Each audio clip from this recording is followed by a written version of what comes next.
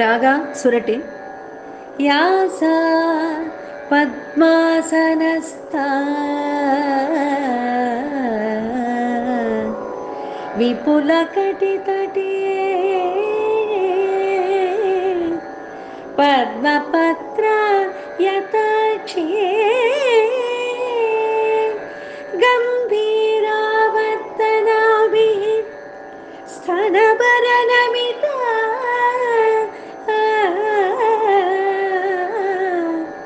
ಶುಭ್ರವಸ್ತ್ರೋತ್ತರೇ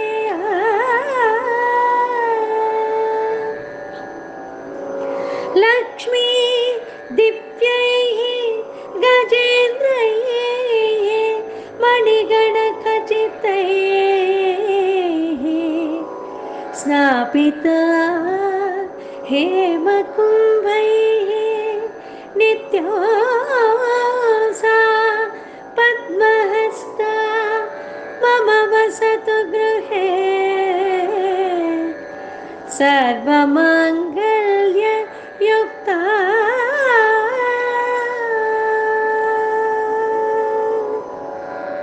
ಗುರುಭ್ಯೋ ನಮಃ. ಅಶ್ವತ್ಥಾಮೋ ಬಲಿರ್ವ್ಯಾಸಃ ಹನುಮಾನ್ಶ್ಚ ವಿಭೂಷಣಃ. ಅದನ್ನು ನಾವು ತಾರತಮ್ಯ ಕ್ರಮದಲ್ಲಿ ಶ್ಲೋಕವನ್ನು ನಮ್ಮ ಗುರುಗಳು ಹೇಳಿದ್ದನ್ನು ನಾನು ನಿಮಗೆ ತಿಳಿಸ್ತಾ ಇದ್ದೇನೆ. ಮೊದಲು ವ್ಯಾಸಃ ಪರಶುರಾಮಶ್ಚ ಹನುಮಾನ್ ಬಂದರು, ವಾಯುದೇವರಿಗೆ ಸ್ಥಾನ ಬಂತು. ಒಂದು ಪ್ರಶ್ನೆ, ಅಶ್ವತ್ಥಾಮ ಹನುಮಾನ್ ವಿಭೀಷಣ ಕೃಪಃ ಮಾರ್ಕಂಡೇಯ ಎಲ್ಲ ಇದೆಯಲ್ಲ, ಯಾರು ಹೆಣ್ಮಕ್ಕಳು ಚಿರಂಜೀವಿಗಳು ಇಲ್ವೇ ಇಲ್ವಾ? ಪ್ರಶ್ನೆ ಹೆಣ್ಮಕ್ಕಳಿಗೆ ಬರ್ಬೋದು. ಇದರಲ್ಲಿ ಎಲ್ಲ ಗಂಡು ಮಕ್ಕಳೇ ಇರೋ ಚಿರಂಜೀವಿಗಳು. ಯಾಕೆ ಅಂದರೆ ಅವು ಹೆಣ್ಮಕ್ಕಳು ಬದುಕಿರುವಾಗಲೇ ಗಲಾಟೆ ರಂಪ ಮಾಡಿದ್ದು ಸಾಕು. ಇದು ಚಿರಂಜೀವಿಗಳಾದರೆ ದೇವರಿಗೆ ದೇವರೇ ಗತಿ ಅಲ್ವಾ? ಇರ್ಬೋದು ಏನೋ. ಹೆಣ್ಮಕ್ಕಳನ್ನು ಯಾರನ್ನು ಈ ಚಿರಂಜೀವಿಗಳಲ್ಲಿ ಸೇರಿಸಿಲ್ಲ ನೋಡಿ. ಪಾಪ ಹೆಣ್ಮಕ್ಳು ಹೇಳ್ತಾರೆ, ಅವ್ರು ನಾವು ಹಿಂಗೆ ಹೇಳ್ಬಿಟ್ವಿ, ಹೆಣ್ಮಕ್ಳು ಬದುಕಿರುವಾಗಲೇ ಇಷ್ಟೊಂದು ಗಲಾಟೆ ರಂಪ ಮಾಡಿದರೆ ಇನ್ನು ಚಿರಂಜೀವಿಗಳಾದರೆ ದೇವರಿಗೆ ದೇವರೇ ಗತಿ ಅಂತ ಗಂಡು ಮಕ್ಕಳು ಹೇಳಿಬಿಟ್ರು. ಹೆಣ್ಮಕ್ಳು ಏನು ಹೇಳ್ತಾರೆ ಗೊತ್ತಾ?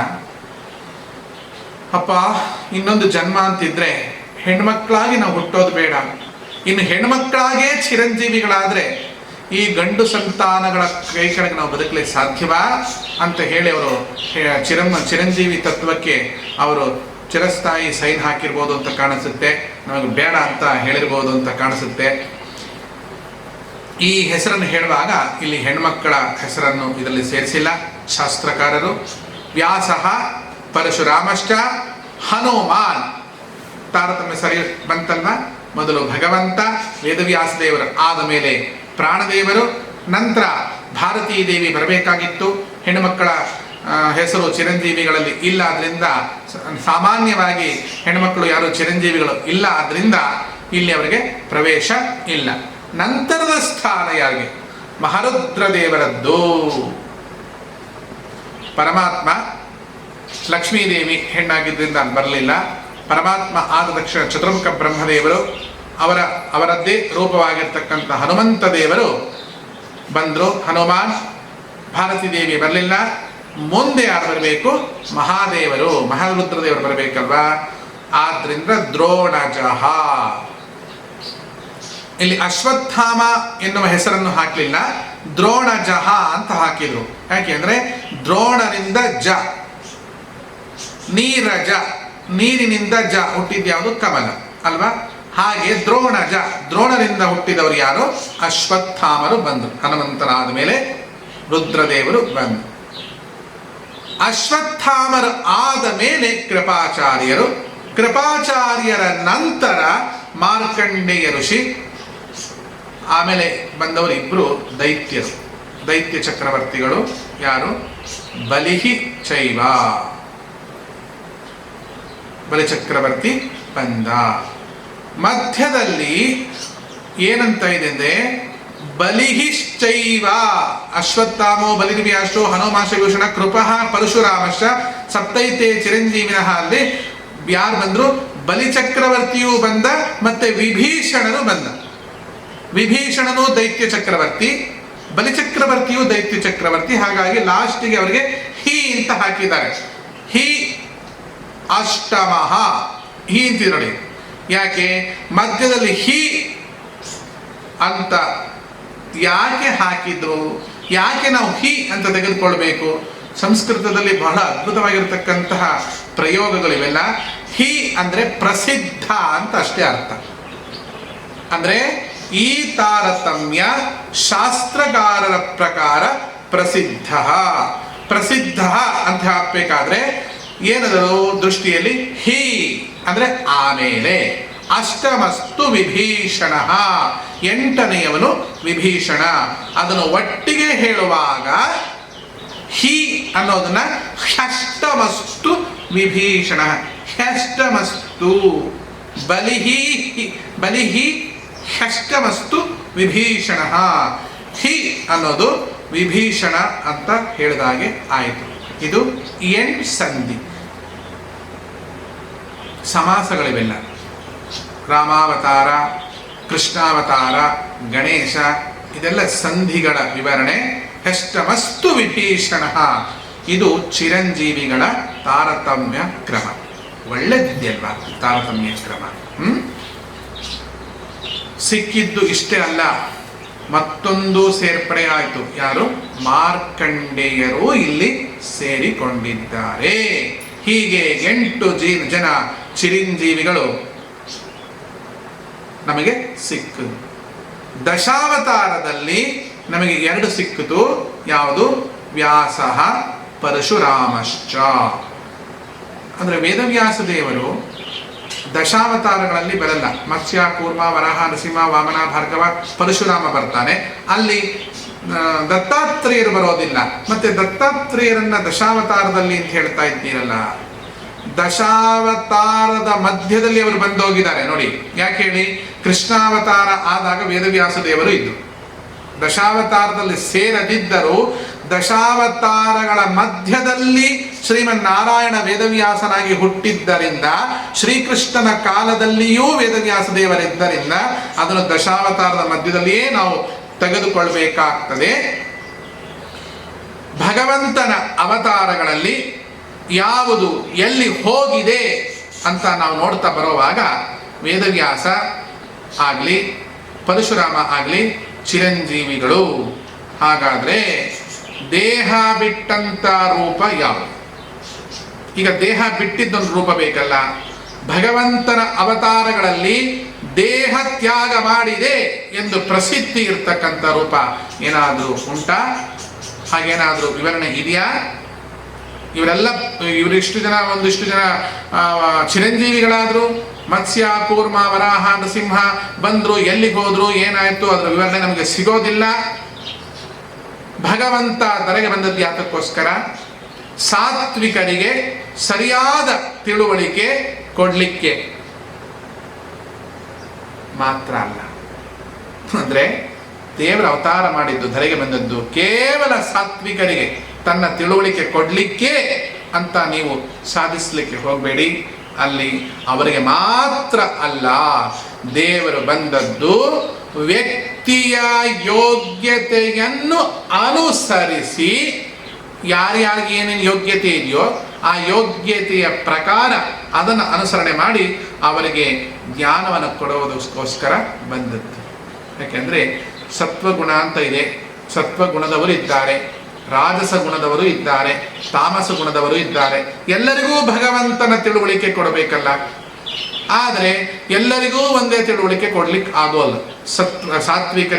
ಸಾತ್ವಿಕರಿಗೇ ಬೇರೆ ತಿಳುವಳಿಕೆ, ರಾಜಸರಿಗೇ ಬೇರೆ ತಿಳುವಳಿಕೆ, ತಾಮಸರಿಗೇ ಬೇರೆ ತಿಳುವಳಿಕೆ. ನಡವಳಿಕೆ ಒಂದೇ. ಭಗವಂತ ನಡೆದದ್ದು ಬೇರೆ ಬೇರೆ ಇಲ್ಲ, ಒಂದೇ ನಡವಳಿಕೆ. 3 ಜನರಿಗೆ 3 ತಿಳುವಳಿಕೆ ಕೊಡ್ತು. ಅದನ್ನು ಕೊಡುವುದಕ್ಕೋಸ್ಕರ ಭಗವಂತ 3 ವರ್ಗದ ವ್ಯಕ್ತಿಗಳು ಅವರವರ ಯೋಗ್ಯತೆಗೆ ಅನುಸಾರವಾಗಿ ಭಗವಂತನ ಪ್ರಜ್ಞೆಯನ್ನು ತಿಳ್ಕೋಬೇಕು. ಹಾಗಾಗಿ ಭಗವಂತ ಅದನ್ನು ಕೊಡಬೇಕು. ಅದಕ್ಕೋಸ್ಕರವೇ ಭಗವಂತ ಧರೆಗೆ ಇಳಿದು ಬಂದದ್ದು. ಬರೀ ಸಾತ್ವಿಕರು ಎಲ್ಲಿದ್ದಾರೆ ಅಂತ ಹುಡ್ಕೋತಾ ಹೋಗಿ ಲೆಕ್ಕ ಮಾಡಿ ಅವನಿಗೆ ಮಾತ್ರ ತನ್ನ ಪ್ರಜ್ಞೆ ಕೊಡಲಿಕ್ಕೆ ಭಗವಂತ ಬಂದದ್ದು ಅಲ್ಲ. ದುರ್ಯೋಧನ ಎನ್ನುವ ತಮೋ ಜೀವಿಗೂ ಕೂಡ ತನ್ನ ಪ್ರಜ್ಞೆಯನ್ನ ಅವನ ಯೋಗ್ಯತೆಯನ್ನು ಅನುಸರಿಸಿ ಕೊಡೋದಕ್ಕೋಸ್ಕರ ಭಗವಂತ ಧರೆಗೆ ಬಂದಿದ್ದಾನೆ. ಏನದು ಪ್ರಜ್ಞೆ. ಏನದು ಪ್ರಜ್ಞೆ? ಮತ್ತೇನು ಇಲ್ಲ. ಭಗವಂತ ಒಂದೊಂದು ಅವತಾರಗಳಲ್ಲಿ ಒಂದೊಂದು ಮಾಡಿದಾನೆ. ವಾಮನ ಅವತಾರದಲ್ಲಿ ಏನು ಮಾಡ್ದ?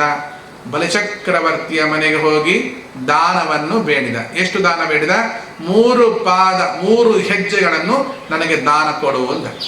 ಸಾತ್ವಿಕರು ಏನು ತಿಳ್ಕೊಂಡ್ರು? ರಾಜಸರು ಏನು ತಿಳ್ಕೊಂಡ್ರು? ತಾಮಸರು ಏನು ತಿಳ್ಕೊಂಡ್ರು? ಸಾತ್ವಿಕರು ತಿಳ್ಕೊಂಡದ್ದಷ್ಟೇ. ಪುಟ್ಟ ಪಾದಗಳಿಂದ ಭೂಲೋಕ, ಭುವನೋಕ, ಮಹೋಲೋಕ, ಜನೋಲೋಕ, ತಪೋಲೋಕವನ್ನು, ಅತಲ ವಿತಲ ಸುತಲ ತಲಾತಲ ರಸಾತಲ ಪಾತಾಳವನ್ನು ಅಳೆದು ತನ್ನ ವಿರಾಟ್ ರೂಪವನ್ನು ದರ್ಶನ ಮಾಡಿಸಿದ ಭಗವಂತ ಯಾವನೋ ಕಳ್ಳ ಕಸಿದುಕೊಂಡು ಹೋಗಿರ್ತಕ್ಕಂಥ ಜಮೀನನ್ನೋ ಭೂಮಿಯನ್ನೋ ತಾನು ಅಳೆದು ಸಜ್ಜನರಿಗೆ ವಾಪಸ್ಸು ಕೊಟ್ಟ. ಮತ್ತು ಈ 7 ಲೋಕದಲ್ಲಿ ಅವನ ಪುಟ್ಟ ಪಾದಗಳ ಅಂಶ 14 ಲೋಕಗಳಲ್ಲೂ ಅಡಗಿದೆ ಅಂತ ಸಾತ್ವಿಕರು ತಿಳ್ಕೊಂಡ್ರು. ರಾಜಸರು ಏನು ತಿಳ್ಕೊಂಡ್ರು? ಅಯ್ಯ, ದೇವ್ರಂದ್ರೆ ಇಷ್ಟೇ ಬಿಡು, ಅವನು ನಮ್ಮ ಹಾಗೆ ಬೇಡವನೇ, ಭಿಕ್ಷುಕನೇ, ಅವನೇನು ದೊಡ್ಡದು. ದೇವರು ಅಂದರೆ ಅಲ್ಲಿ ದೇವರು ಅನ್ನೋ ಶಬ್ದ ಇದೆ. ಅವನು ದೇವ್ರು ಹೌದು, ಆದರೆ ಏನು ಉಪಯೋಗ? ಅವನಿಗೂ ಇರ್ಲಿಕ್ಕೆ ಜಾಗ ಇರಲಿಲ್ಲ ಅಂತ ಕಾಣುತ್ತೆ. ಒಂದು 3 ಹೆಜ್ಜೆ ದಾನ ಕೊಡು ಅಂತ ಕೇಳ. ಈಗ ತಮೋ ವರ್ಗದವರಿದ್ದಾರೆ, ದೈತ್ಯರು. ಅವನೇನು ತಿಳ್ಕೊಂಡ್ರು ಗೊತ್ತಾ? ಇವನು ದೇವ್ರ, ನಿಜವಾಗ್ಲೂ ಇವನು ದೇವರು ಅಂತ ಹೇಳ್ತಾರಷ್ಟೇ. ಬರೀ ಕಳ್ಳತನ, ನಾವು ಮಾಡೋ ಕಳ್ಳತನ ನೋಡಿ 3 ಹೆಜ್ಜೆ ಅಂತ ಕೇಳೋದಲ್ಲ. ಇಡೀ ಲಾಂಗ್ ಹಿಡ್ಕೊಂಡು ಬಂದು, ಮಚ್ಚು ಲಾಂಗ್ ಹಿಡ್ಕೊಂಡು ಬಂದು ಅವನ್ನೇ ತಲೆ ತೆಗೆದು ಇಡೀ ಜಾಗನೇ ಆಕ್ರಮಿಸ್ಕೊತಿದ್ವಿ. ಇವನೇ ದೊಡ್ಡ ದೇವರು. ಅಲ್ಲೂ ದೇವರು ಅನ್ನೋ ಶಬ್ದ ಇದೆ. ಇವನು ಬೇಡ್ಕೊಂಡು ತಿಂದಿರೋ ಭಿಕ್ಷುಕನೇ ಅಂತ ತಿಳುವಳಿಕೆ ಬಂತು. ರಾಜಸರಿಗೂ ತಿಳುವಳಿಕೆ ಬಂತು, ಸಾತ್ವಿಕರಿಗೂ ತಿಳುವಳಿಕೆ ಬಂತು, ತಮೋ ಜೀವಿಗಳಿಗೂ ತಿಳುವಳಿಕೆ ಬಂತು. ಅದು ತಪ್ಪು ತಿಳುವಳಿಕೆಯ, ಒಳ್ಳೆ ತಿಳುವಳಿಕೆಯ, ಆಮೇಲೆ ಹಿಂದೆ ಮುಂದೆ ಸೇರಿಸ್ಕೋಣ. ಸದ್ಯಕ್ಕಂತೂ ತಿಳುವಳಿಕೆ ಎನ್ನುವುದು ಬಳುವಳಿಯಾಗಿ ಭಗವಂತ ಕೊಡ್ಲಿಕ್ಕೆ ಮಾಡಿದಂತಹ ವ್ಯಾಪಾರ ಇದು. ಸರಿ, ದೈತ್ಯರೆಲ್ಲ ತೀರ್ಮಾನಕ್ಕೆ ಬಂದು ಏನಂದ್ರೆ, ನಾವು ಬೇಡೋದು ಏನು ತಪ್ಪೇನಿಲ್ಲ. ಆ ದೇವರು ಅಂತ ಇವರು ಹೇಳ್ತಾರಲ್ಲ, ಅವನು ದೇವರು ಅದೇನೋ ಗೊತ್ತಿಲ್ಲ, ಅವನೇ ಬೇಡಿದ್ದಾನಂತೆ, ನಾವ್ಯಾಕೆ ಇದನ್ನು ಭಿಕ್ಷೆ ಬೇಡಬಾರ್ದು, ಏನು ತಪ್ಪಿದೆ ಅಂತ ಅವ್ರು ಅಂದ್ಕೊಂಡ್ರು. ದೇವರಿಗೂ ಕೊರತೆ ಉಂಟು ಅಂದ್ಕೊಂಡ್ರು. ಕೊರತೆ ಅಂದರೆ ಅವನಿಗೂ ಸಾಲಲ್ಲ ಅಂತ ಕಾಣುತ್ತೆ, ಅವನು ಸಾಲ ಸೂಲ ಮಾಡಿದ್ದಾನೆ ಅಂತ ಕಾಣುತ್ತೆ. ಅದಕ್ಕೆ ಬಲಿಚಕ್ರವರ್ತಿಯ ಮನೆ ಬಾಗಿಲಲ್ಲಿ ಹೋಗಿ, ಅಯ್ಯೋ ಅಮ್ಮಯ್ಯ, ದಮ್ಮಯ್ಯ, ಧರ್ಮಾನೇ ತಾಯಿ ತಂದೆ, ನೆಲವೊಂದು ನೀಡು ರಾಜನೇ ಅಂತ ಏನಾದರೂ ಕೇಳಿರ್ಬೋದೋ ಏನೋ. ವಾಮನ ರೂಪದಲ್ಲಿ ಭಗವಂತ ಬೇಡುವಿಕೆಯನ್ನ ತೋರಿಸಿಕೊಟ್ಟು ದೈತ್ಯರನ್ನ ಮೋಸ ಮಾಡಿದ. ಇನ್ನು ಪರಶುರಾಮ ಅವತಾರದಲ್ಲಿ ಏನ್ ಮಾಡ್ದ? ತನ್ನ ಗಂಡು ಗೊಡಲಿಯನ್ನು ಹಿಡ್ಕೊಂಡು ಸಿಕ್ಕಾಪಟ್ಟೆ ಸಿಟ್ಟು ತೋರಿಸಿ ಎದುರಿಗೆ ಬಂದವರನ್ನ ತರದು ಕಡ್ದು ಹಾಕಿಬಿಟ್ಟ. ಯಾರನ್ನೂ ಬಿಡಲಿಲ್ಲ. ಆಗ ಸಾತ್ವಿಕರು ಏನ್ ತಿಳ್ಕೊಂಡ್ರು? ದುಷ್ಟ ಶಿಕ್ಷಣ ಶಿಷ್ಟ ರಕ್ಷಣಕ್ಕಾಗಿ ಭಗವಂತ ಗೈದಿರೋ ಲೀಲೆ ಅನ್ಕೊಂಡ್ರು. ರಾಜಸರು ಏನು ಅನ್ಕೊಂಡ್ರು ಗೊತ್ತಾ? ಏನು ಅನ್ಕೊಳ್ಳಿಲ್ಲ. ನಮ್ಗೆ ಯಾರಾದರೂ ತೊಂದರೆ ಕೊಡ್ತಿದ್ರೆ ಪರಶುರಾಮಂಗೆ ಒಂದಿಷ್ಟು ದುಡ್ಡು ಕೊಟ್ಟು ಅವ್ರ ತಲೆ ತರದು ಹಾಕ್ಸ್ಬಿಡೋಣ, ಒಳ್ಳೆ ರೌಡಿಯನ್ನು, ಬ್ರಾಹ್ಮಣ ರೌಡಿ ಅನ್ಕೊಂಡ್ರು. ದೈತ್ಯರು ಏನು ಅನ್ಕೊಂಡ್ರು ಗೊತ್ತಾ? ಇವನು ನಮ್ಮಂತೆ ಸಿಟ್ಟಿರೋನು, ತನಗಾಗದೇ ಇರೋನ ಕೊಚ್ಚೋನು, ಕೊಲೆ ಮಾಡೋನು, ಇವನಿಗೂ ನಮಗೂ ಏನೂ ವ್ಯತ್ಯಾಸ ಇಲ್ಲ ನೋಡು, ಆದ್ರಿಂದ ನಾವು ಕೊಲೆ ಮಾಡಿದ್ದು ಬಹಳ ರೈಟ್, ಸರಿಯಾಗಿ. ಮನೇಲಿ ಕೋಪ ಬಂದಿರುತ್ತೆ, ಯಾರಿಗೋ ಟೇಬಲ್ನ ಒದಿತಾನೆ, ಸ್ವಿಚ್ ಬೋರ್ಡನ್ನು ರಪ್ಪತ್ತ ಕಿತ್ತು ಹಾಕ್ತಾನೆ, ಮಿಕ್ಸಿನ ತೆಗೆದು ಎಸಿತಾನೆ, ಕುಕ್ಕರ್ ಮೇಲೆ ಕಾಲಿಡ್ತಾನೆ, ಏನೇನೋ ಮಾಡ್ತಾ ಇರ್ತಾನೆ. ಅವ್ನು ಯಾಕೋ ಹಿಂಗೆ ಮಾಡ್ತಾ ಇದೀಯ ಅಜ್ಞಾನಿ ಅಂತ ಕೇಳಿದ್ರೆ, ಯಾಕೆ ನಿಮ್ಮ ದೇವರು ಪರಶುರಾಮ ದೇವರು ಇದನ್ನೆಲ್ಲ ಮಾಡಿಲ್ವಾ, ಅವನೇ ದೇವರಾಗಿ ಮಾಡ್ತಾನೆ ಅಂದ್ರೆ ನಾವ್ಯಾಕೆ ಮಾಡಬಾರ್ದು ಅಂತ ಹೇಳ್ತಾರಲ್ಲ. ಅಯ್ಯೋ, ಪರಶುರಾಮ ಏನು ಕಮ್ಮಿ, ಅವನೇ ಸುಮ್ಮನಿದ್ದ. ಸಿಕ್ಕವನಲ್ಲ 21 ಬಾರಿ ಭೂ ಪ್ರದಕ್ಷಿಣೆ ಮಾಡಿ ಎಲ್ಲರ ತಲೆ ತರದಿಲ್ಲ. ಆದ್ರೆ ಹಿಂದಿನ ಕತೆ ಅವ್ರು ಕೇಳಿಲ್ಲ. ಅವನ ತಾಯಿ ರೇಣುಕಾದೇವಿಯ ಪತಿಯಾಗಿರ್ತಕ್ಕಂಥ ಜಮದಗ್ನಿಯನ್ನ ಅನಾವಶ್ಯಕವಾಗಿ ಕೊಂದು ಹೋಗಿರೋ ಕಾರ್ತಿವೀರ್ಯನ ಕತೆ ಪೂರ್ತಿ ಕೇಳಿಲ್ಲ, ಕೊಂದಿದ್ದಷ್ಟೇ ಕೇಳಿದ್ರು. ಅಷ್ಟೇ ಇವ್ರಿಗೆ ಬೇಕಾಗಿರೋ, ಮತ್ತೇನು ಇಲ್ಲ. ದುಷ್ಟ ಪ್ರಪಂಚ, ದುಷ್ಟರಿಗೆ ಹುಚ್ಚುಚ್ಚು ಜ್ಞಾನವನ್ನ ದೇವರು ಕೊಡ್ತಾನೆ. ರಾಮ ಸೀತೆನ್ ಕಳ್ಕೊಂಡಿದ್ದಕ್ಕೇನಾಯ್ತು? ಜ್ಞಾನಿಗಳು ಹೇಳಿದರು, ಸೀತಾದೇವಿನ ರಾಮ ಕಳೆದುಕೊಳ್ಳಿಲ್ಲ, ನಿತ್ಯ ಅನಪಗಾಮಿನಿ ಅವಳು, ರಾಮನ ನೆರಳವಳು, ರಾಮನನ್ನು ಬಿಟ್ಟು ಅವಳು ಎಲ್ಲಿಯೂ ಹೋಗಲಿಲ್ಲ. ಸೀತಾದೇವಿ ತನ್ನ ಪ್ರತಿಕೃತಿಯನ್ನ, ತನ್ನಂತೆ ಇರುವ ಒಂದು ಆಕೃತಿಯನ್ನು ನಿರ್ಮಾಣ ಮಾಡಿ ಅವಳು ಕೈಲಾಸ ಪಟ್ಟಣಕ್ಕೆ ಹೋದ್ಲು ಅಂತ ಅವ್ರು ತಿಳ್ಕೊಂಡ್ರು. ರಾಜಸರು ಏನು ತಿಳ್ಕೊಂಡ್ರು? ಇವನು ನಮ್ಮಂಗೇನ, ನಮ್ಮ ಹೆಂಡ್ತಿನ ಯಾರೋ ಹೊತ್ಕೊಂಡೋದ್ರು ಮಾರೆ, ಈ ಒಂದು 2-3 ತಿಂಗಳ ಕೆಳಗೆ ನಾನು ಇನ್ನೊಬ್ರು ಹೆಂಡ್ತಿನ ಹೊತ್ಕೊಂಡು ಬಂದೆ. ಇಷ್ಟೇನ ಇದು ಹಣೆ ಬರ ದೇವ್ರದ್ದು ಅಂತ ಹೇಳ್ತಾನೆ. ತಮೋಜೀವಿ ಅಂತ ತಿಳ್ಕೊತಾನೆ ಗೊತ್ತಾ? ಇವನು ಯಾವ ಮಹಾದೇವರು, ತನ್ನ ಹೆಂಡ್ತಿನ ಉಳಿಸ್ಕೊಳ್ಳೋಕೆ ಯೋಗ್ಯತೆ ಇಲ್ದವನು ಇವನು ದೇವರ ಅಂತ ತಿಳ್ಕೊತಾರೆ ನೋಡಿ. ಅಂದ್ರೆ ಒಂದೊಂದು ರೀತಿಯ ಭಗವಂತನ ಚೇಷ್ಟೆಯನ್ನ 3 ವರ್ಗದವರು 3 ರೀತಿಯಾಗಿ ತಿಳ್ಕೊಳ್ಳೋಕೆ ಶುರು ಮಾಡಿದ್ರು. ಅದಕ್ಕಾಗಿ ಭಗವಂತ ಚೇಷ್ಟೆಯನ್ನ ಪ್ರಾರಂಭ ಮಾಡ್ತಾನೆ. ದೇವರು ಅನ್ಕೊಂಡಂತೆ, ಹೌದು, ಇನ್ನೊಂದು ಬಾಕಿ ಉಳಿದಿದೆ. ದೈತ್ಯರು ಅನ್ಕೋಬೇಕು, ರಾಜಸರು ಅನ್ಕೋಬೇಕು, ಸಾತ್ವಿಕರು ಅನ್ಕೋಬೇಕು. ಅದೊಂದು ಚೇಷ್ಟೆ ಬಾಕಿ ಉಳಿದಿದೆ, ಅದನ್ನು ಮಾಡೋಣ. ಈ ಕೆಲವರು ಈ ತಮಾಷೆ ಮಾಡ್ತಾ ಇರ್ತಾರೆ ನೋಡಿ, ಸುಮ್ಮನೆ ಊಹಾಪೋಹಗಳನ್ನ ಸೃಷ್ಟಿ ಮಾಡ್ತಾ ಇರ್ತಾರೆ. ವಿಚಿತ್ರವಾಗಿರ್ತಕ್ಕಂಥ ಊಹಾಪೋಹಗಳು, ಅದೊಂದು ಅವ್ರಿಗೆ ಅಭ್ಯಾಸ. ದೇವರಿಗೂ ಹಾಗೆ ಒಂದು ಅಭ್ಯಾಸ ಉಂಟು. ಏನು ಮಾಡೋದು?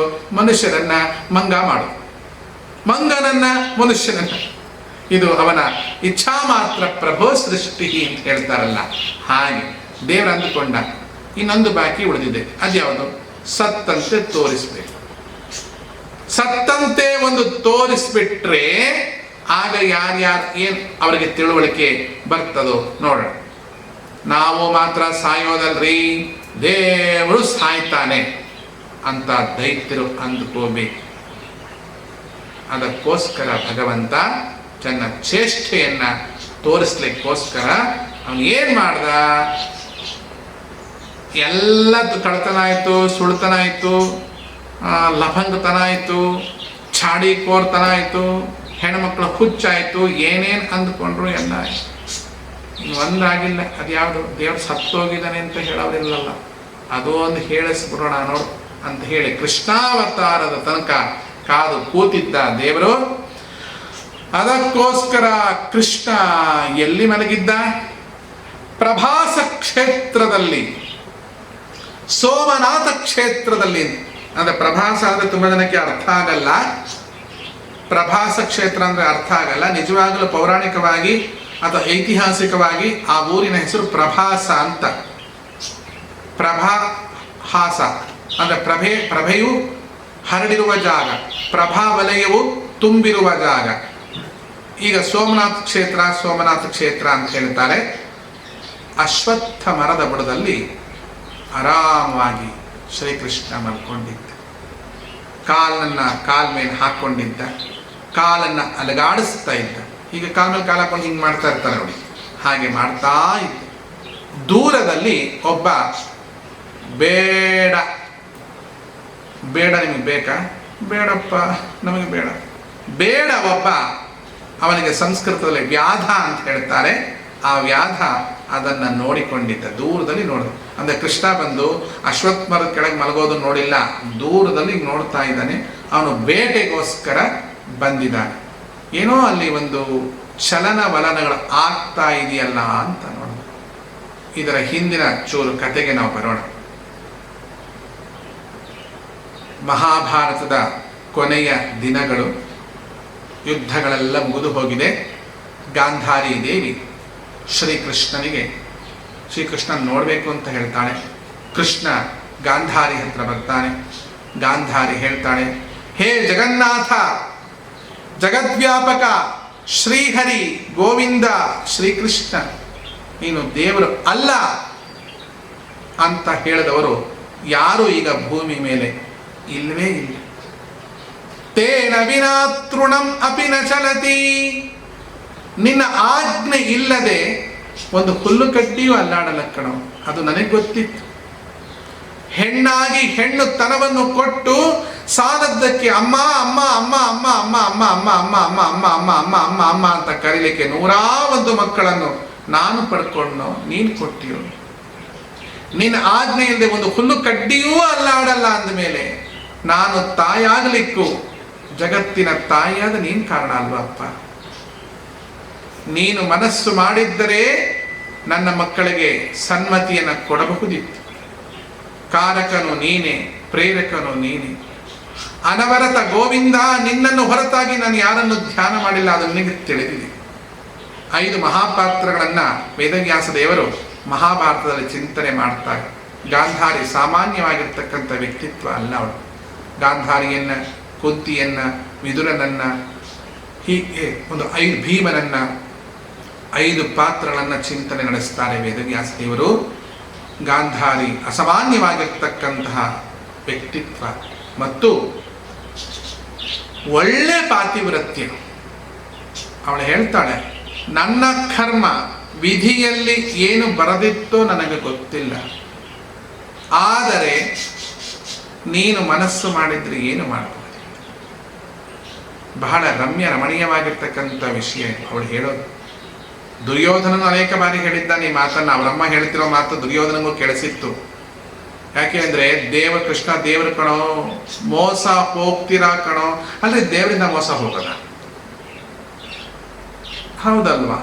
ಯಾ ದೇವಿ ಸರ್ವಭೂತೇಶು ವಿಷ್ಣುಮಾಯ ಇತಿ ಶಬ್ದಿತ ನಮಸ್ತಸ್ಯೈ ನಮಸ್ತಸ್ಯೈ ನಮಸ್ತಸ್ಯೈ ನಮೋ ನಮಃ. ಮಾಯೆಯನ್ನು ನಮ್ಮ ಮೇಲೆ ಕ್ರಿಯೇಟ್ ಮಾಡಿದ್ರೆ ಆ ಮಾಯೆಯೊಳಗೆ ನಾವು ಬಿದ್ದು ಹೊರಳಾಡಿದ್ರೆ ಮೋಸ ಹೋಗದೆ ಮತ್ತೇನು. ದೇವರಿಗೆ ಮೋಸ ಮಾಡಬೇಡಿ ಅಂತ ನಾನು ಹೇಳೋಲ್ಲ ನಿಮಗೆ. ದೇವರ ಭಕ್ತರಿಗೆ ಮೋಸ ಮಾಡಬೇಡಿ.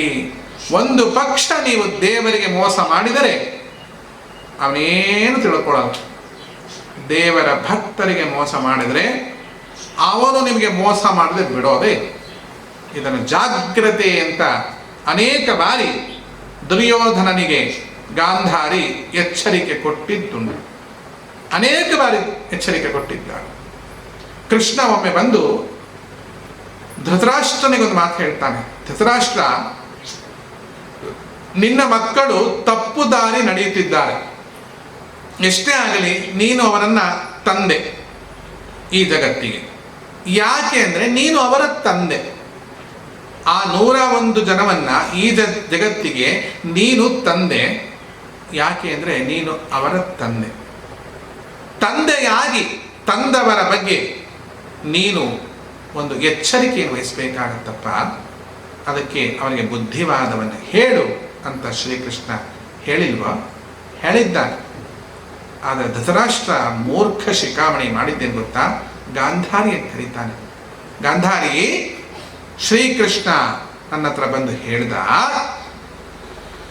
ನಿನ್ನ 101 ಮಕ್ಕಳಿಗೆ ಸನ್ಮಾರ್ಗದಲ್ಲಿ ನಡಿ, ಬುದ್ಧಿವಾದ ಹೇಳಬೇಕಂತೆ ಅಂತ ನಂಗೆ ಹೇಳ್ದ ಅಂತ ಗಾಂಧಾರಿ ಹೇಳ್ತಾನೆ.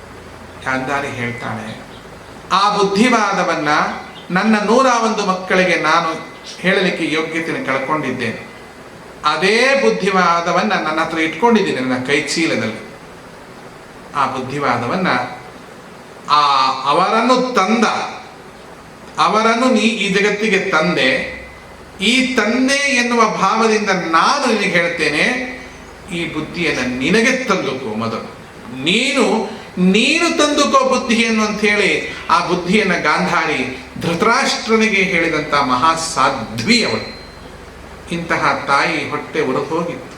ಕಾರಣ ಏನಂದ್ರೆ ಇಷ್ಟೇ, ಪುತ್ರ ಶೋಕಂ ನಿರಂತರಂ.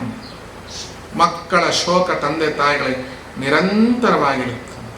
ಇಂಥ ದುಃಖದಲ್ಲಿ ಅವಳು ಹೇಳಿದ್ದು ಒಂದೇ, ಜಗನ್ನಾಥ, ಜಗದ್ವ್ಯಾಪಕ ಶ್ರೀಹರಿಕೃಷ್ಣ, ಕುಂತಿ ಹಾಗೆ ನಿನ್ನನ್ನು ಪೂಜಿಸಿದ್ಲೋ ಹಾಗೆ ನನ್ನ ಮನಸ್ಸಲ್ಲಿ ನಿನ್ನ ದೇವರು ಅಂತ ಸ್ಥಾನ ಕೊಟ್ಟಿದ್ದೆ. ಕುರುಕ್ಷೇತ್ರ ಯುದ್ಧದಲ್ಲಿ ನನ್ನ ಎಲ್ಲ ಮಕ್ಕಳನ್ನ ತಲೆ ಒಂದು ಕಡೆ, ಕಾಲೊಂದು ಕಡೆ, ಕೈ ಒಂದು ಕಡೆ ಪೂರ್ಣ ದೇಹ ಯಾವುದೂ ಸಿಗದಂಗೆ ಮಾಡಿಬಿಟ್ಟೆ. ಒಬ್ಬರನ್ನೂ ನಾನು ನೋಡ್ಲಿಕ್ಕಾಗಲಿಲ್ಲ. ಇದು ಬೇಕಿತ್ತ ನನಗೆ? ನಾನು ಹೊಟ್ಟೆ ಉರಿದು ನನ್ನ ಒಳಗೆ ನಿಂತಿರೋ ಈ ಮಾತನ್ನು ಎಷ್ಟೋ ಬಾರಿ ದುರ್ಯೋಧನ ಕೇಳಿಸ್ಕೊಂಡಿದ್ದ ಅಂತ ಹೇಳಿದ್ನಲ್ಲ. ಒಮ್ಮೆ ಸಂಧಾನಕ್ಕೆ ಶ್ರೀಕೃಷ್ಣ ಬಂದಾಗ ದುರ್ಯೋಧನ ಆಡೋ ಮಾತೇನು ಗೊತ್ತಾ? ನೋಡಪ್ಪ, ಸಂಧಾನ ಮಾಡ್ಕೊಳ್ಳಿ ಅಂತ ನೀನು ಹೇಳ್ತಾ ಇದ್ದೀಯ, 5 ಹಳ್ಳಿಗಳನ್ನಾದರೂ ಪಾಂಡವರಿಗೆ ಕೊಡು ಅಂತ ನೀನು ಕೇಳ್ತಾ ಇದ್ದೀಯ. ನಮ್ಮಮ್ಮ ಅನೇಕ ಬಾರಿ ಹೇಳಿದ್ದಾಳೆ ನಿನ್ನ ದೇವರು ಅಂತ. ನನಗೆ ವಿಶ್ವಾಸ ಇಲ್ಲದೆ ಇದ್ದರೂ ಇದೆ ನಮ್ಮಮ್ಮ ಹೇಳಿದ್ರಿಂದ ನೀ ದೇವರು ಅಂತ. ತೇನವಿನ ತೃಣಮಪಿನ ಚಲತಿ ಅಂತ ನಮ್ಮಮ್ಮ ಹೇಳಿದ್ದಾಳೆ. ನಿನ್ನ ಆಜ್ಞೆಯಿಂದ ಒಂದು ಹುಲ್ಕಡ್ಡಿ ಅಲ್ಲಾಡಲ್ವಂತೆ. ಆದ್ರಿಂದ ನನ್ನ ಒಳಗೆ ಕೂತಿರೋ ನೀನೇನು ಹೇಳ್ತಾ ಇದೀಯಾ ಗೊತ್ತಾ ಅಂದ. ನೋಡಿ ಎಷ್ಟು ಚೆನ್ನಾಗಿದೆ. ನೀನು ಅಲ್ಲಿ ಹೇಳ್ತಾ ಇದೀಯಾ ಸಂಧಾನದಲ್ಲಿ ಪಾಂಡವರಿಗೆ ಒಂದು 5 ಹಳ್ಳಿಯನ್ನಾದರೂ ಕೊಡು ಅಂತ. ನಮ್ಮಮ್ಮ ಹೇಳಿರೋ ಪ್ರಕಾರ ನಿನ್ನ ಆಜ್ಞೆಯಿಂದ ಜಗತ್ತು ಅಲ್ಲಾಡಲ್ಲ ಅಂತ ಆದ್ರೆ ಅದನ್ನು ನಾನು ವಿಶ್ವಾಸ ಮಾಡ್ಕೊಳ್ತೇನೆ. ನನ್ನೊಳಗಿರೋ ನೀನು ಹೇಳ್ತಾ ಇದೀಯಾ ದುರ್ಯೋಧನನಾಗಿ ಒಂದು ಸೂಜಿ ಮನೆಯಷ್ಟು ಜಾಗವನ್ನು ಪಾಂಡವರಿಗೆ ಕೊಡಬೇಡ ಅಂತ ನೀನೇ ಹೇಳ್ತಾ ಇದೀಯಾ ಅಂದ್ಬಿಟ್ಟು. ಎಂಥ ಒಂದು ಜಾಣ ಅಧಮ ನೋಡಿ ದುರ್ಯೋಧನ. ಅಂದರೆ ನಾನು ಕೊಡಲ್ಲ ಅಂತ ಹೇಳಲ್ಲೋ ಕೃಷ್ಣ, ನನ್ನೊಳಗಿರೋದು ನೀನೇ, ಆ ಪ್ರೇರಣೆಯು ನೀನೇ, ಕಾರಕನು ನೀನೇ ಅಂತ ನಮ್ಮಮ್ಮ ಹೇಳಿದ್ದಾಳೆ. ಆದ್ರಿಂದ ಇದು ನನ್ನ ವಿಚಾರವಲ್ಲ. ಪಾಂಡವರಿಗೆ 5 ಹಳ್ಳಿ ಅಲ್ಲ, 5 ಹಳ್ಳಿ ಅಲ್ಲ, ಒಂದು ಮುಳ್ಳಿನ ಮನೆಯಷ್ಟು ಸೂಜಿನ ಮನೆಯಷ್ಟು ಜಾಗವನ್ನು ನಾನು ಕೊಡೋದಿಲ್ಲ ಅಂತ ಹೇಳ್ತಿಲ್ಲ. ನಾನು ಕೊಡಲ್ಲ ಅನ್ನೋ ಮಾತು ನೀನೇ ನನ್ನೊಳಗೆ ಕೂತ್ಕೊಂಡು ಹೇಳ್ತಾ ಇದ್ದೀಯಾ ಅಂತ ಹೇಳಿಬಿಟ್ಟು. ಗಾಂಧಾರಿ ಆಡಿದ ಮಾತು ಇದೆ, ಕುಂತಿ ಆಡಿದ ಮಾತು ಬೇರೆ. ಶಶ್ವತ್ ಭಕ್ತ್ಯ ಅವಳು ಹೇಳಿದ್ದು. ಕಡೆಗಾಲದಲ್ಲಿ ಕುಂತಿ ದೇವಿಯ ಬಳಿ ಬಂದು ಯದುಕುಲ ನಂದನ ಒಂದು ಪ್ರಶ್ನೆ ಕೇಳ್ತಾನೆ. ಅತ್ತೆ, ನೀನು ನಮ್ಮಿಂದ ತುಂಬ ಅತ್ತೆ, ನೀನೇನಾದ್ರು ಒಂದು ವರವನ್ನು ಕೇಳು. ಒಂದೇ ವರವನ್ನು ಕೇಳು ಅಂತ ಹೇಳಿದ್ದೀಯಲ್ಲ, ಕೇಳ್ತೇನೆ ಗೋವಿಂದ, ಕೊಟ್ಟು ಬಿಡು. ಏನು? ಈ ದುಃಖ ನನಗೆ ನಿರಂತರವಾಗಿರಲಿ, ಈ ಕಷ್ಟ ನನಗೆ ನಿರಂತರವಾಗಿರಲಿ. ಅಯ್ಯೋ, ವಿಚಾರ ಮಾಡುವುದು ಕೃಷ್ಣ. ಇಲ್ಲ, ಯಾಕೆ ಗೊತ್ತಾ ಕೃಷ್ಣ? ಪಾಂಡವರು ವನವಾಸ ಮಾಡುವಾಗ ಅವರಿಗೆ ನೀನು ದರ್ಶನ ಕೊಟ್ಟೆ. ದ್ರೌಪದಿ ದೇವಿಯ ವಸ್ತ್ರಾಪಹರಣ ಆಗುವಾಗ ಅವರಿಗೆ ನೀನು ದರ್ಶನ ಕೊಟ್ಟೆ. ಕಷ್ಟ ಕಾಲದಲ್ಲಿ ಮಾತ್ರ ನಿನ್ನ ದರ್ಶನ ಆಗೋದಾದ್ರೆ, ಸುಖದಲ್ಲಿ ನಾವಿದ್ದಾಗ ಒಂದು ದಿವಸವೂ ನೀನು ನಮಗೆ ದರ್ಶನ ಕೊಟ್ಟಿಲ್ಲ, ಬಂದಿಲ್ಲ. ನಮ್ಮ ಕಷ್ಟ ಕಾಲ ತೀರಿ ಹೋಗಿದ್ದೆ ನಮಗೆ ಗೊತ್ತಾಗಲಿಲ್ಲ. ಯಾಕೆ ಅಂದರೆ ನಿನ್ನ ಒಡನಾಟವಿತ್ತು ಗೋವಿಂದ. ಅದಕ್ಕಾಗಿ ಈ ಕಷ್ಟವನ್ನು ನಿರಂತರ ಕೊಟ್ಟು ಬಿಡುವಂತ ಕುಂತಿ ಕೇಳಿ. ಮತ್ತೊಬ್ಬಳು ಅವಳ ಅಕ್ಕನೋ ತಂಗಿಯೋ ಅಕ್ಕ ಇರಬೇಕು ಅಂತ ಕಾಣುತ್ತೆ. ಧೃತರಾಷ್ಟ್ರ ದೊಡ್ಡವನು, ಅವನ ಹೆಂಡತಿ ಗಾಂಧಾರಿ ಏನೂ ಕೇಳಲಿಲ್ಲ, ಅವಳೇ ಕೊಟ್ಟುಬಿಟ್ಲು. ಏನು ಕೊಟ್ಬಿಟ್ಲು ಅಂದರೆ, ಹೊಟ್ಟೆ ಉರಿಯದೆ ನಾನು ನಿನ್ನನ್ನು ಶ್ರಮಿಸ್ತಾ ಇದ್ದೇನೆ ಗೋವಿಂದ, ನಂಗೆ ಅಧಿಕಾರ ಇಲ್ಲ ಗೊತ್ತು, ಇದು ನನ್ನ ಕರ್ಮ ಇರಲಿ, ಆದರೆ ತಾಯಿತನದ ನೋವಿದೆಯಲ್ಲ, ಆ ನೋವನ್ನು ಭರಿಸಲಿಕ್ಕೆ ನನಗೆ ಯೋಗ್ಯತೆ ಆಗ್ತಾ ಇಲ್ಲ. ಅದು ಹೊಟ್ಟೆ ಒಳಗಿಟ್ಕೊಂಡು ನಾನು ಸಾಯ್ಲಿಕ್ಕೂ ತಯಾರಿಲ್ಲ.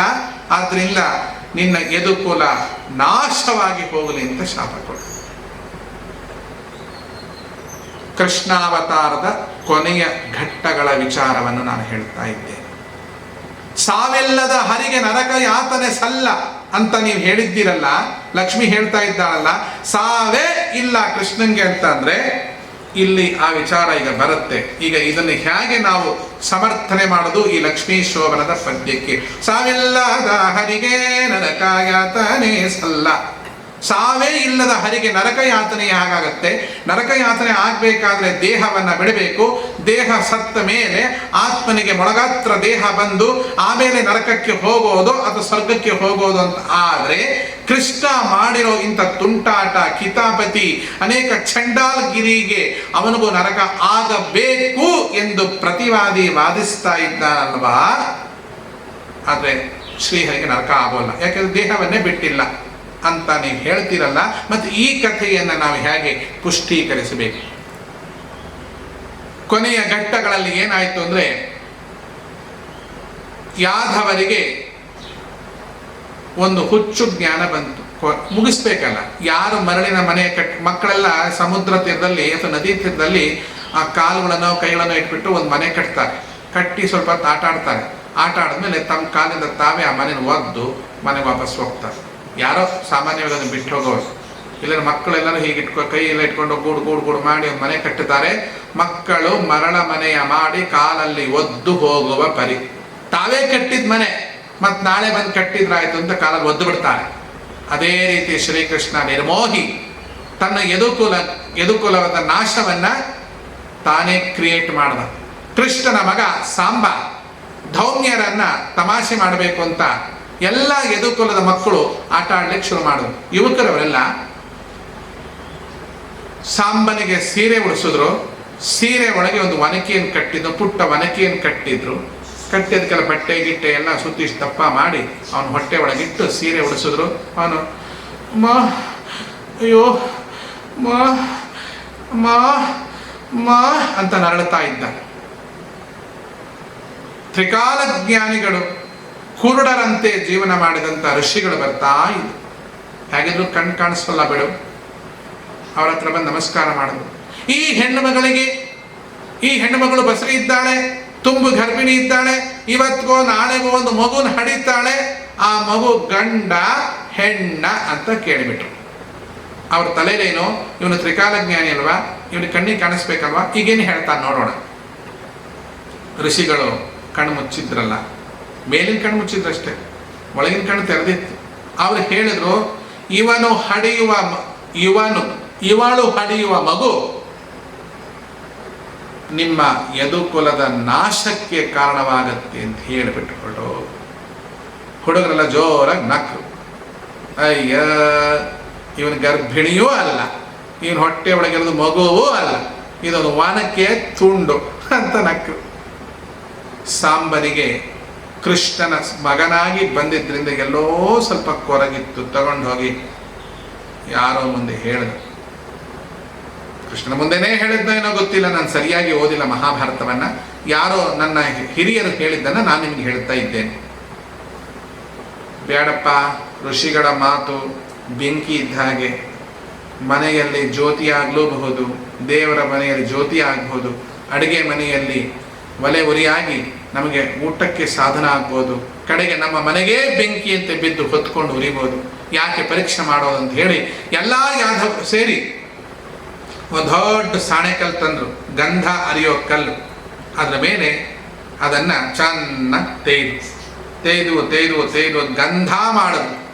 ಗಂಧ ಮಾಡಿ ಅದನ್ನು ಸಮುದ್ರಕ್ಕೆ ಚೆಲ್ಲಿಬಿಟ್ರು. ಅದರ ಮುಂದೆ ಒಂದು ಈ ಒನಕೆ ಕೊಟ್ಟುವಾಗ ಅದು ಮುಂದೆ ಒಂದು ಕಬ್ಬಿಣದ ಬಳೆಯನ್ನು ಹಾಕಿರ್ತಾರೆ. ಅದು ಆ ಒನಕೆ ಅರಳಬಾರ್ದು, ಶೀತ ತಂಪಲ್ಲಿ ದಪ್ಪ ಆಗಬಾರ್ದು ಅಂತೇಳಿ ಆ ಒನಕೆಗೆ ಒಂದು ಕಬ್ಬಿಣದ ಬಳೆಯನ್ನು ಹಾಕಿರ್ತಾರೆ. ಆ ಬಳೆ ಒಂದು ಉಳ್ಕೋದು. ಆ ಬಳೆನೇನು ತೆಗೆಯೋದು, ಕಬ್ಬಿಣದ ಒಂದು ದೊಡ್ಡ ರಿಂಗ್, ಅದನ್ನು ತೆಗೆದು ಸಮುದ್ರಕ್ಕೆ ಎಸೆದು ಅದನ್ನು ಒಂದು ಮೀನು ನುಂಗಿತ್ತು. ಆ ಮೀನನ್ನು ಒಬ್ಬ ಬೆಸ್ತಾ ಹಿಡ್ಕೊಂಡ ಮೀನುಗಾರ. ಆ ಮೀನನ್ನು ಕೊಯ್ದ, ಆ ಬಳೆ ಸಿಕ್ತು. ಆ ಬಳೆಯನ್ನು ಮಾರಾಟ ಮಾಡ್ದ. ಆ ಮಾರಾಟ ಮಾಡಿದ ಅಂಗಡಿಗೆ ಒಬ್ಬ ಬಿಲ್ಲು ಅಂದರೆ ವ್ಯಾಧ ಬೇಡ ಹಂಟರ್ ಅಲ್ಲಿ ಹೋಗಿದ್ದ. ಆ ಬಳೆಯನ್ನು ತಗೊಂಡು ಬಂದು ಅದನ್ನು ಒಬ್ಬ ಕಮ್ಮಾರ, ಈ ಕಬ್ಬಣ ಸಾಮಾನು ಮಾಡ್ತಾರಲ್ಲ, ಅವ್ರಿಗೇನಂತ ಕಮ್ಮಾರ ಅಂತಾರೋ ಏನೋ ಗೊತ್ತಿಲ್ಲ, ಕಮ್ಮಾರ ಅಂತ, ಕಂಬಾರ ಹತ್ರ ಹೋಗಿ ಕೊಟ್ಟ. ಆ ಕಂಬಾರ ಸಾಲೆಯನ್ನು ಅದನ್ನು ಹಾಕಿ ಕುದಿಸಿ ಅದನ್ನು ದೊಡ್ಡ ಚೂಪಾಗಿರ್ತಕ್ಕಂಥ ಒಂದು ಬಾಣವನ್ನು ಮಾಡಿದ. ಆ ಬಾಣದ ಮೊನೆಯನ್ನು ತಂದು ಇವನು ತನ್ನ ಕೋಲಿಗೆ ಕಟ್ಟಿಕೊಂಡು ತಯಾರಾಗಿದ್ದ ವ್ಯಾಧ. ಶ್ರೀಕೃಷ್ಣ ಬಂದ, ಎಲ್ಲರಿಗೂ ಹೇಳ್ತಾನೆ, ಇವತ್ತು ಆರಾಮವಾಗಿ ನಾವೆಲ್ಲ ಸಮುದ್ರ ತೀರಕ್ಕೆ ಹೋಗೋಣ. ಸಮುದ್ರ ತೀರಕ್ಕೆ ಹೋಗಿ ಆರಾಮಾಗಿ, ಇಷ್ಟು ವರ್ಷ ಬಹಳ ಕಷ್ಟಪಟ್ಟಿದ್ದೆ, ಒಂದು ಸ್ವಲ್ಪ ಆನಂದವಾಗಿ ಹ್ಯಾವ್ ಎ ನೈಸ್ ಡೇ ಅಂತ ಸ್ವಲ್ಪ ಎಲ್ಲ ಮೋಜು ಮಜಾ ಮಾಡ್ಕೊಂಡು ಬರೋಣ ಅಂತ ಕೃಷ್ಣ ಯಾದವರಿಗೆ ಸೂಚನೆ ಕೊಟ್ಟು, ಯಾದವರೆಲ್ಲ ಬಿಲ್ಲು ಬಾಣ ಎಲ್ಲ ಎಲ್ಲಿ ಹೋದು ಸಶಸ್ತ್ರಧಾರಿಗಳಾಗಿ ಹೋಗಬೇಕು ಅಂತಿದೆ. ನೋಡಿ, ನಮ್ಮ ದೇವರೆಲ್ಲ ಯುದ್ಧಕ್ಕೆ ನಿಂತಿರೋ ದೇವರುಗಳೇ. ಚಾಮುಂಡಿ ಹಸಿ ಚರ್ಮ ಘಟಾಶೂಲ ದರ್ಭಾಣಾಂಕುಶಾದಿನ ವರಾಭಯಾಭ್ಯಾಂ ಚಕ್ರೇಣ ಶಂಖೇನ ಜಲ ಸತ್ಕರದಂಷ್ಟಾಗ್ರ ಭೀಷಣ ಸ್ಯೋತ್ತ ಹುಂಕಾರಾರ್ಚಿತ ದಾನವ. ಎಲ್ಲ ಆಯುಧ ಸಹಿತವಾಗಿ ಶ್ರೀ ಚಾಮುಂಡೇಶ್ವರಿ. ಕಾಳಮ್ಮ ಏನೇನೋ ಆಯುಧಗಳು, ನರಸಿಂಹ ಉಗ್ರೆ ಆಯುಧಗಳು, ಶಂಖ ಚಕ್ರ ಎಲ್ಲ ದೇವರು ನೋಡಿ ವೆಪನ್ ಇಟ್ಕೊಂಡೇ ನಿಂತಿದ್ದಾರೆ. ಇದರ ಅರ್ಥ ಏನೋ, ಯಾವಾಗ ತಯಾರಾಗಿರ್ರಿ ಅಂತ. ಯಾವಾಗ ಏನೋ ಗೊತ್ತಿಲ್ಲ, ತಯಾರಾಗಿರ್ರಿ.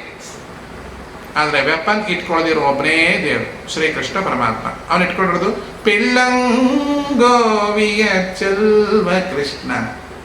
ಆದ್ರೆ ಅವನೊಂದು ವೆಪನ್ ಇಟ್ಕೊಂಡಿದ್ದಾನೆ. ಗುಪ್ತಶ್ಚಕ್ರ ಗದಾಧರ ವನಮಾಲಿ ಗದಿ ಶಾಂಕಿ ಶಂಕಿ ಚಕ್ರಿ ಗಣದಗಿ ಶ್ರೀಮನ್ನಾರಾಯಣ ವಿಷ್ಣು ವಾಸುದೇವ ವಿರಕ್ಷಿತೋ.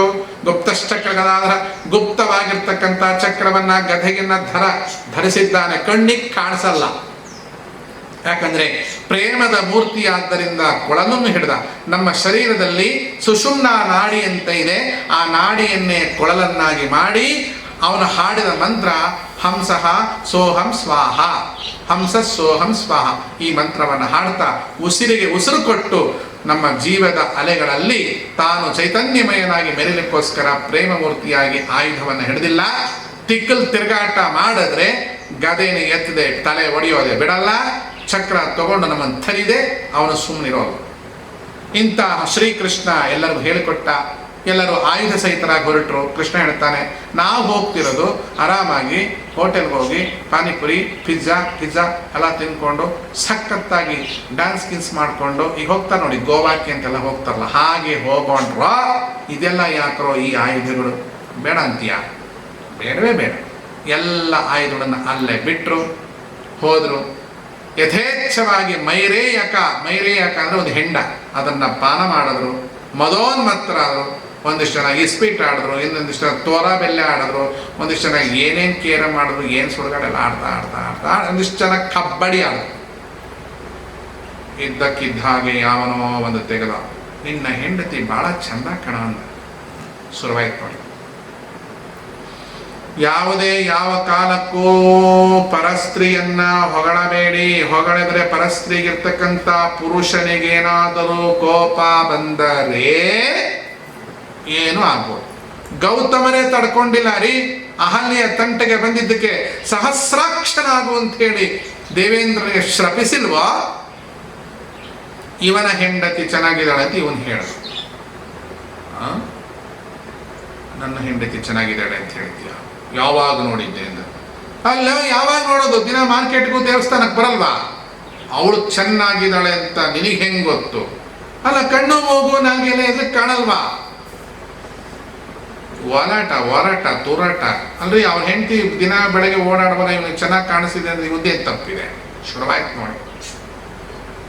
ನಿನ್ನ ಹೆಂಡತಿ ತಂಟೆಗೆ ನಾನು ಬಂದ್ರೆ ಅಂತ. ತಂಟೆ ವಿಚಾರ ಬಂದೇ ಇಲ್ಲ ಅಲ್ಲಿ. ನಿನ್ನ ಹೆಂಡತಿ ಚೆನ್ನಾಗಿ ತುಂಬಾ ಚೆನ್ನಾಗಿ ನಾವು ಏನ ಮಗರು, ನಿನ್ನ ಹೆಂಡತಿ ಸಖತ್ತಾಗಿದ್ದಾಳೆ ಮಗರು, ಅಪ್ಪ ಏನು ಸೂಪರ್ ಆಗಿದ್ದಾಳೆ ಅಂತ ಹೇಳಿದ್ರೆ ಖುಷಿ ಪಡ್ಬೇಕಲ್ವಾ?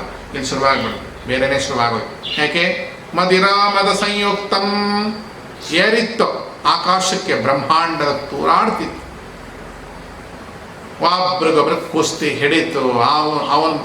ನಮ್ಮಣ್ಣನ ತಂಟೆ ಬರ್ತೀಯ ಮಗನೇ ಅಂತ ಇವರಣ್ಣ ಬಂದ, ಇವರಣ್ಣನ ತಂಟೆ ಬರ್ತೀಯ ಅಂತ ಅವರಣ್ಣ ಬಂದ, ಅವ್ರ ಮಕ್ಕಳು ಬಂದ್ರು, ಇವ್ರ ಮಕ್ಕಳು ಬಂದ್ರು, ಎಲ್ಲ ಒಂದೇ ಕುಟುಂಬ ಅಲ್ವಾ? ಹೊಡೆದಾಟ ಸಾಕಾಗ್ಲಿಲ್ಲ, ಬಡದಾಟ ಸಾಕಾಗ್ಲಿಲ್ಲ. ಕಡೆಗೆ ಏನ್ ಮಾಡಿದ್ರು? ಅತ್ಲಾಗಿತ್ಲ ನೋಡಿದ್ರು, ಸಮುದ್ರದ ಮರಳು ತಗೊಂಡು ಎಸೆಕ್ ಶುರು ಮಾಡಿದ್ರು ಒಬ್ರು ಮುಖಕ್ಕೊಬ್ರು. ಅದು ಸಾಕಾಗ್ಲಿಲ್ಲ. ಸಮುದ್ರ ನೋಡಿದ್ರು, ಸಮುದ್ರದಲ್ಲಿ ಜೊಂಡು ಬೆಳೆದಿತ್ತು. ಜೊಂಡು ಅಂದ್ರೆ ಅಂತ ಹುಲ್ಲಿನ ತರ ಬೆಳೀತದು. ಅದ್ರ ಕೆಳಗಿಂದು ಜೊಂಡು ಬಹಳ ಗಟ್ಟಿ, ಅದು ತೆಗೆದು ಮುಖಕ್ಕೆ ಕೊಡಿದ್ರೆ ಹಂಗೆ ಬಾರುಂಡೆ ಬರುತ್ತೆ. ಆ ಜೊಂಡು ಯಾವ್ದು ಗೊತ್ತಾ? ಸಾಂಬನು ಹಡದಿರ್ತಕ್ಕಂಥ ಮಗು. ಸಾಂಬ ಯಾರು? ಶ್ರೀಕೃಷ್ಣನ ಮಗ. ಸಾಂಬ ಶ್ರೀಕೃಷ್ಣನ ಮಗ. ಋಷಿಗಳ ಶಾಪದಿಂದ ಹಡದಿದ್ದ ಅಲ್ವ ಅವನು. ಅದು ಹಡದಿದ್ದ ಅಂದ್ರೆ ಅವ ಒಳಗಿಟ್ಕೊಂಡಿದ್ದನ್ನು ತೆಗೆದು ಗಂಧ ತೆಗೆದು ಏನು ಸಮುದ್ರಕ್ಕೆ ಎಸ್ತಿದ್ರಲ್ಲ, ಆ ಗಂಧ ಒಂಥರ ಬೂಸ್ಟ್ ತರ ಆಗಿ ಅದ್ರೊಳಗೆ ಏನೋ ಫರ್ಮೆಂಟ್ ಆಗಿ ಅದ್ರೊಳಗೆ ಏನೋ ಬ್ಯಾಕ್ಟೀರಿಯಾ ಬಂದು ಅದೇ ಹುಲ್ಲಿನ ಜೊಂಡಾಗಿ ಬೆಳೆದಿತ್ತು. ಆ ಜೊಂಡನ್ನ ಕಿತ್ಕೊಂಡ್ರು. ರಪ್ಪ ರಪ್ಪ ರಪ್ಪ ರಪ್ಪ ರಪ್ಪ ರಪ್ಪ ಹೊಡ್ಕೊಂಡು ಎಲ್ಲ ಹಸು ನೀಗಿದರು. ಶ್ರೀಕೃಷ್ಣ ಒಮ್ಮೆ ಹೀಗೆ ಸಮುದ್ರ ತೀರದಲ್ಲೆಲ್ಲ ನೋಡಿದ್ರು. ಯಾರ್ದು ಉಸಿರಿಲ್ವೇ ಇಲ್ಲ ನೋಡಿ. ದೇವರ ಮೋಹ ಅಂದ್ರೆ ಎಷ್ಟು ಇಷ್ಟೇ. ಸೃಷ್ಟಿ ಮಾಡೋದು, ಮೋಹಿಸಿದಂತೆ ನಟಿಸುವುದು, ಮೋಹ ಕಳೆದು ಜೀವನ ಮಾಡೋದು. ಅದಕ್ಕೆ ಶ್ರೀಕೃಷ್ಣಂ ವಂದೇ ಜಗದ್ಗುರುಂ ಅಂತ ಹೇಳಿದ್ರು. ಅಷ್ಟೇ ಅಲ್ವಾ? ಮೋಹಿನಿಯು ನೀನಾಗಿ ಮೋಹಿಸಿದೆ ಸ್ತ್ರೀಯರನು, ಮೋಹ ಮಮತೆಗೆ ಬಿಟ್ಟ ಮನ ಮೋಗನ, ಆನಂದ ಕಂದನನು ಮುತ್ತಿ ಪೂಜಿಸುವಂತ ಅವಧೂತ ಚಂದಿರನೇ ನಿನಗೆ ನಮನಂ, ನಿನಗೆ ನಮನ. ಅವಧೂತ ಸೂರ್ಯ ಅಂತ ಹೇಳ್ಬೋದಿತ್ತಲ್ಲ, ಅವಧೂತ ಚಂದಿರ ಅಂತ ಹೇಳಿದ್ದಾರೆ. ಯಾಕೆ ಹೇಳಿ?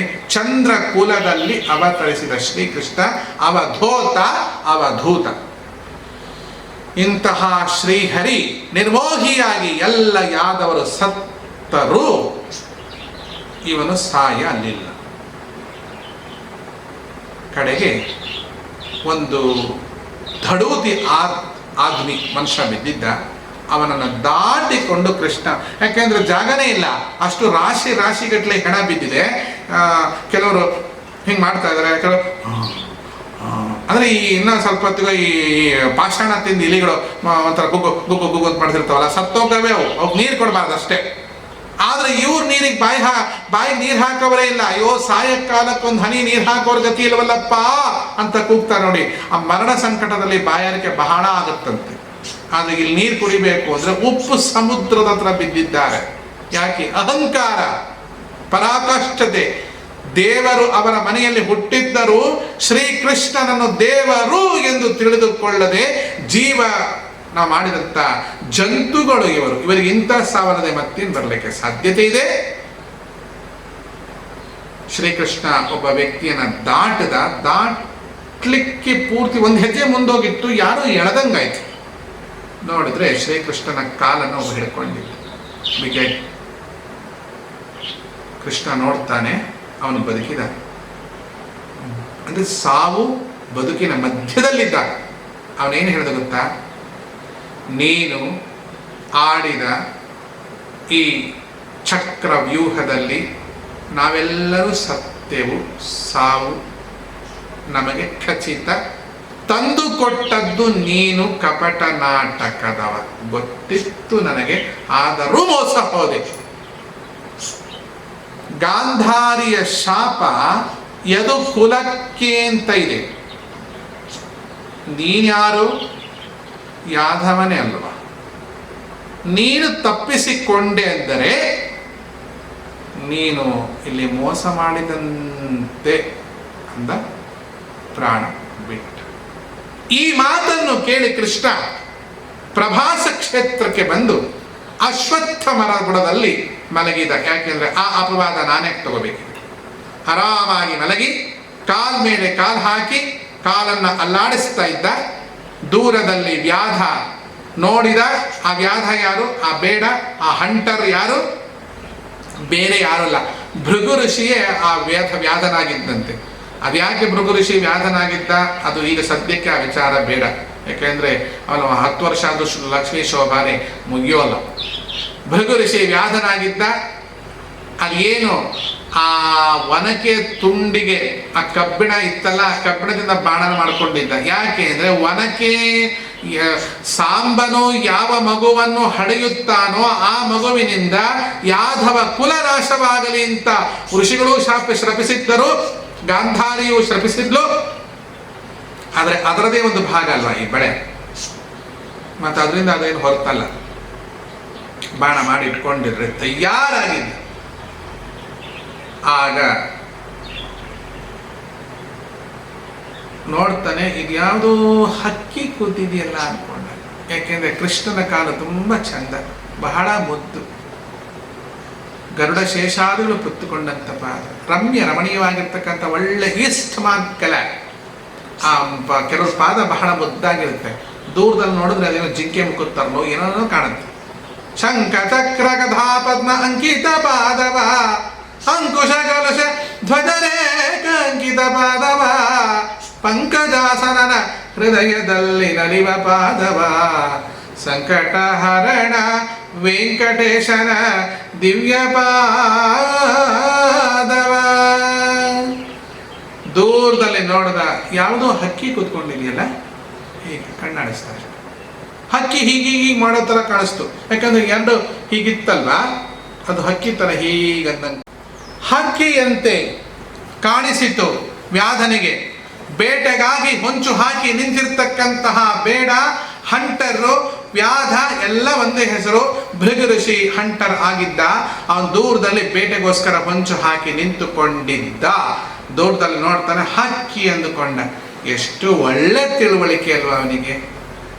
ಅವನು ಅದನ್ನ ಹಂದಿ ಮರಿನೋ ಅಥವಾ ನಾಯಿ ಮರಿನೋ ಅಥವಾ ಜಿಂಕೆ ಮರಿನೋ ಏನು ಅಂದ್ಕೊಳ್ಳಿಲ್ಲ. ನೋಡಿ, ಒಳ್ಳೆ ಚಂದದ ಹಕ್ಕಿ ಕೂತಿದೆ ಅಲ್ವಾ ಅಂದ್ಕೊಂಡ. ಇದು ಎಷ್ಟು ಒಳ್ಳೆ ವಿವರಣೆ ಅಂದ್ರೆ, ದ್ವೌ ಸುಪರ್ಣೌ ಸಯುಜೌ ಸಖಾಯೌ ಸಮಾನಂ ವೃಕ್ಷಂ ಪರಿಶಶ್ವದಾತೆ. ದ್ವೌ ಸುಪರ್ಣೌ ಸಯುಜೌ ಸಖಾಯೌ ಸಮಾನಂ ವೃಕ್ಷಂ ಪರಿಶಸ್ವಜಾತೆ. ಋಗ್ವೇದ ಇದನ್ನೇ ಹೇಳಿದ್ದು. ಇದು ಋಗ್ವೇದದ ಮಂತ್ರ. ಋಗ್ವೇದ ಅದನ್ನೇ ಹೇಳಿದ್ದೋ ಏನು? ಋಗ್ವೇದದಲ್ಲಿ ಹೇಳಿದ್ದನ್ನೇ ಇವ ಮಾಡಿದ್ದೋ ಏನು? ಇದು ಈ ಮಂತ್ರದ ಅರ್ಥ ಅದ್ಭುತವಾಗಿರ್ತಕ್ಕಂಥದ್ದು. ಏನ್ ಗೊತ್ತಾ? ಇದು ಕನ್ನಡದಲ್ಲಿ ದಾಸರು ಹೇಳಿದ್ದಾರೆ. ಎರಡು ಹಕ್ಕಿ ಕುಂತಾವಣ್ಣ ಎರಡು ಹಕ್ಕಿ ಕುಂತಾವಣ್ಣ, ತಿನ್ನುವ ಹಕ್ಕಿ ಬಡವಾಗೈತಿ, ತಿನ್ನದ ಹಕ್ಕಿ ಪುಷ್ಟಾಗೈತಿ. ಇದು ಅದ್ಭುತವಾಗಿರ್ತಕ್ಕಂಥ ಕೃತಿ. ಕ್ವಾಟೆ ದೇವರೇ ಬೆಳ್ಳಕ್ಕಿ ಜೋಡಿ ಕುಂತವೆ. ಯಾವುದೋ ಒಂದು ಸಿನಿಮಾ ಹಾಡು.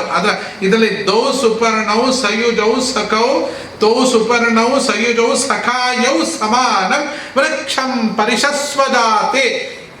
ನೋಡಿ, ನೀವು ಕನ್ಫ್ಯೂಷನ್ ಆಗಬೇಡಿ.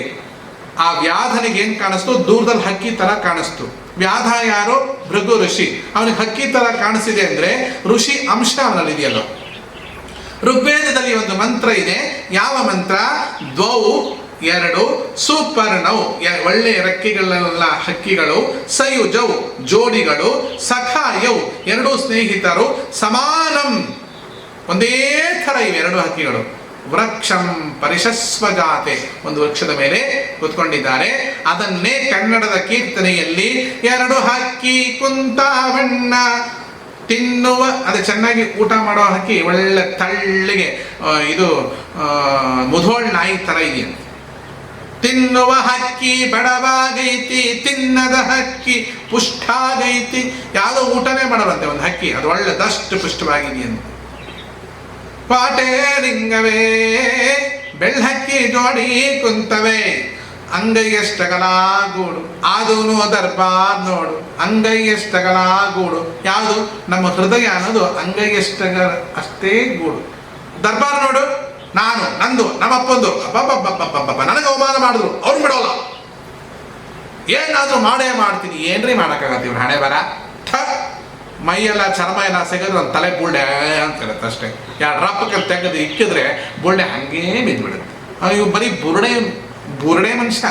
ಎಲ್ಲಾದು ತಲೆಯಲ್ಲೂ ಒಂದೇ ಬುರುಡೆಯಂತೆ, ಬುದ್ಧಿ ಒಂದಿಲ್ಲ, ಇದ್ದರು ಪರರಿಗೆ ಹೊಂದಲ್ಲ ಅಂತ ಹೇಳ್ತಾರೆ. ನೋಡಿ, ಯಾವುದೇ ಹಾಡುಗಳನ್ನ ಸಿನಿಮಾ ಹಾಡನ್ನು ಉಪಯೋಗಿಸಬಾರ್ದು ಅಂತ ಅನ್ಸುತ್ತೆ. ಆದ್ರೆ ಸಿನಿಮಾ ನೋಡೋವರಿಗೆ ನನ್ನ ಮಾತು ಕೇಳಿದ್ಮೇಲೆ ಆ ಹಾಡಲ್ಲಿ ಅಧ್ಯಾತ್ಮ ಹೊಳೆಯುತ್ತೆ. ಅದಕ್ಕೋಸ್ಕರ ಇದನ್ನ ನಾನು ಉಪಯೋಗಿಸೋದು, ಮತ್ತೆ ಬೇರೆ ಏನು ನನಗೆ ಚಟವಿಲ್ಲ. ಕ್ವಾಟೆ ಲಿಂಗವೇ ಬೆಳ್ಳಕ್ಕಿ ಜೋಡಿ ಕುಂತವೆ, ಅಂಗೈಯಷ್ಟಗಲ ಗೂಡು. ಆದ್ರೂ ದರ್ಬಾರ್ ನೋಡು, ಪ್ರೀತಿಲಿ ಲೋಕ ಮರ್ತವೆ, ಕ್ವಾಟೆ ಲಿಂಗವೇ. ಈ ಹಾಡು ಇದು ಸಿನಿಮಾದ್ದು. ಇದು ಅವ್ರು ಯಾತಕ್ಕೆ ಬರೆದಿರೋ ನಂಗೆ ಗೊತ್ತಿಲ್ಲ. ಅದರದ್ದೇ ಅರ್ಥವನ್ನು ಹೇಳುವ ಮತ್ತೊಂದು ದಾಸ ಸಾಹಿತ್ಯ. ಎರಡು ಹಕ್ಕಿ ಕುಂತಾವಣ್ಣ, ತಿನ್ನುವ ಹಕ್ಕಿ ಬಡವಾಗೈತಿ, ತಿನ್ನದ ಹಕ್ಕಿ ಪುಷ್ಟಾಗೈತಿ. ಅದರದ್ದೇ ಅರ್ಥವನ್ನು ಹೇಳುವ ಮೂಲ ಋಗ್ವೇದದ ಬಂದಿದೆ. ಅದೇನಂತಂದ್ರೆ, ದ್ವೌ ಸುಪರ್ಣೌ ಸಯುಜೌ ಸಖಾಯೌ ಸಮಾನಂ ವೃಕ್ಷಂ ಪರಿಶಸ್ವಜಾತೆ ಅಂತ ಇಲ್ವಾ? ಏನಿದು? ಋಗ್ವೇದದಲ್ಲಿ ಅವನಿಗೆ ಹೆಂಗಿದ್ರು ಹಕ್ಕಿ ಅಂತ ಕಾಣಿಸ್ತಲ್ವಾ?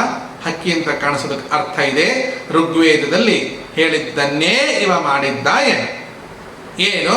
ಈ ಶರೀರವೆಂಬ ವೃಕ್ಷದಲ್ಲಿ ಎರಡು ಪಕ್ಷಿಗಳು ಕೂತ್ಕೊಂಡಿವೆ. ಒಂದು ಜೀವ, ಮತ್ತೊಂದು ಈಶ.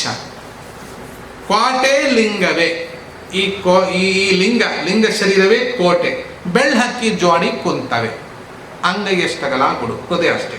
ಎಲ್ಲದಕ್ಕೂ ಒಂದೇ ಅರ್ಥ. ವೇದದ ತಿಳುವಳಿಕೆ ಬಿಟ್ಟು ಬೇರೆ ಏನು ಆಚೆಗೆ ಇಲ್ವೇ ಇಲ್ಲ. ಆಚೆಗೆ ಇದ್ರೆ ಅದು ಆಚೆಗೆ ಮತ್ತೇನು ಇಲ್ಲ.